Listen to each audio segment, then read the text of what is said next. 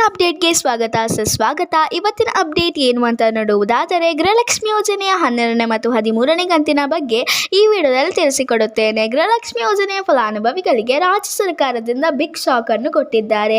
ಇಲ್ಲಿ ಕೆಲವೊಂದಿಷ್ಟು ಲಕ್ಷ ಗೃಹಲಕ್ಷ್ಮಿ ಯೋಜನೆಯ ಫಲಾನುಭವಿಗಳಿಗೆ ಇನ್ನು ಮುಂದೆ ಗೃಹಲಕ್ಷ್ಮಿ ಯೋಜನೆಯ ಹಣ ಬರುವುದಿಲ್ಲ. 12ನೇ ಕಂತಿನ ಹಣ ಆಗಿರಬಹುದು, 13ನೇ ಕಂತಿನ ಹಣ ಆಗಿರಬಹುದು. ಇನ್ನು ಮುಂದೆ ಯಾವುದೇ ಕಂತಿನ ಹಣ ಬರುವುದಿಲ್ಲ. ರಾಜ್ಯ ಸರ್ಕಾರದಿಂದ ಇಟ್ಟಿರುವ ಕಂಡೀಷನ್ ಏನು, ಹಾಗೇನೆ ಯಾರಿಗೆಲ್ಲ ಬರುವುದಿಲ್ಲ, ಯಾವ ರೀತಿ ಗೊತ್ತಾಗುತ್ತೆ ಅಂತ ಇವತ್ತಿನ ಈ ವಿಡಿಯೋದಲ್ಲಿ ಸಂಪೂರ್ಣವಾದ ಮಾಹಿತಿಯನ್ನು ತಿಳಿಸಿಕೊಡುತ್ತೇನೆ. ಅದಕ್ಕಿಂತ ಮುಂಚೆ ಯಾರೆಲ್ಲ ನಮ್ಮ ಚಾನಲ್ಗೆ ಸಬ್ಸ್ಕ್ರೈಬ್ ಮಾಡದೇ ನೋಡುತ್ತಿದ್ದಾರೋ ಪ್ಲೀಸ್ ನಮ್ಮ ಚಾನಲ್ಗೆ ಸಬ್ಸ್ಕ್ರೈಬ್ ಮಾಡುವುದನ್ನು ಮರೆಯಬೇಡಿ. ಇದಕ್ಕಿಂತ ಮುಂಚೆ ಯಾರೆಲ್ಲ ನಮ್ಮ ಚಾನಲ್ಗೆ ಸಬ್ಸ್ಕ್ರೈಬ್ ಮಾಡಿದ್ದೀರೋ ಅವರಿಗೆ ನನ್ನ ತುಂಬು ಹೃದಯದ ಧನ್ಯವಾದಗಳು. ಮೊದಲನೆಯದಾಗಿ ಇದೀಗ ರಾಜ್ಯ ಸರ್ಕಾರದಿಂದ ಬಿಗ್ ಶಾಕ್ ಅಂತಾನೆ ಹೇಳಬಹುದು. 2 ಲಕ್ಷ ಗೃಹಲಕ್ಷ್ಮಿ ಯೋಜನೆಯ ಫಲಾನುಭವಿಗಳಿಗೆ ಇನ್ನು ಮುಂದೆ ಹಣ ಬರುವುದಿಲ್ಲ.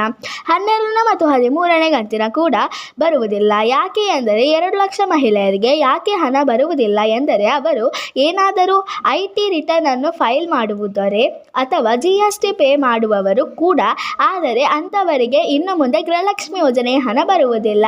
ಅದು ಕೂಡ ನಮ್ಮ ಮಹಿಳಾ ಮತ್ತು ಮಕ್ಕಳ ಕಲ್ಯಾಣ ಇಲಾಖೆಯಿಂದ ಅನೌನ್ಸ್ ಮಾಡಿದ್ದಾರೆ.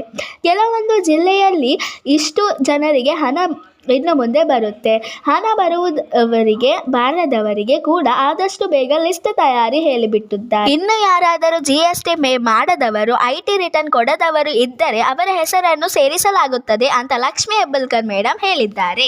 ಇಲ್ಲಿಗೆ ವಿಡಿಯೋ ಮುಗಿಯುತ್ತದೆ. ಈ ವಿಡಿಯೋ ನಿಮಗೆ ಇಷ್ಟವಾದರೆ ಪ್ಲೀಸ್ ಲೈಕ್ ಮಾಡಿ ಮತ್ತು ನಿಮ್ಮ ಫ್ರೆಂಡ್ಸ್ ಆ್ಯಂಡ್ ಫ್ಯಾಮಿಲಿ ಜೊತೆ ಶೇರ್ ಮಾಡಿ ಮತ್ತು ನಮ್ಮ ಚಾನಲ್ ಅನ್ನು ಪ್ಲೀಸ್ ಸಬ್ಸ್ಕ್ರೈಬ್ ಕೂಡ ಮಾಡಿ. See you with the new video.